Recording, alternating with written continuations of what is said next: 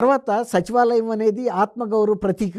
అదే పక్క రాష్ట్రంలో చంద్రశేఖరరావు గారు ఏదేటున్నా కనీసం ఆ పాత సెక్రటేరియట్‌ని తీసేసి ఒక తెలంగాణ ఒక డెవలప్డ్ స్టేట్ ఇది. దానికి తగ్గ స్థాయిలో సచివాలయం ఉండాలని ఖర్చు పెట్టి బ్రహ్మాండంగా కట్టాడు. ఒక ల్యాండ్ మార్క్‌గా ఉంది.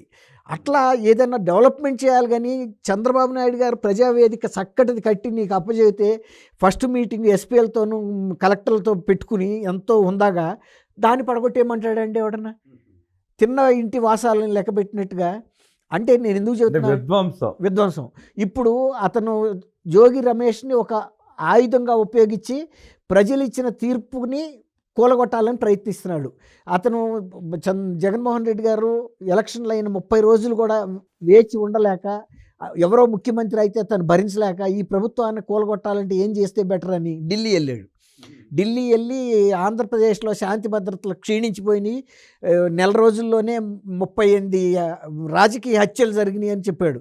అంటే ఆయన ఏమనుకున్నాడంటే ఢిల్లీలో ప్రెస్ కానీ, అక్కడున్న రాజ్యాంగ వ్యవస్థలు కానీ, కేంద్ర ప్రభుత్వం కానీ నమ్ముతుంది. అప్పుడు ఎందుకు ఇట్లా జరిగింది అని ఆంధ్రప్రదేశ్ ప్రభుత్వాన్ని సస్పెన్షన్ చేస్తారని అక్కడ నవ్వుకున్నారు అందరూ.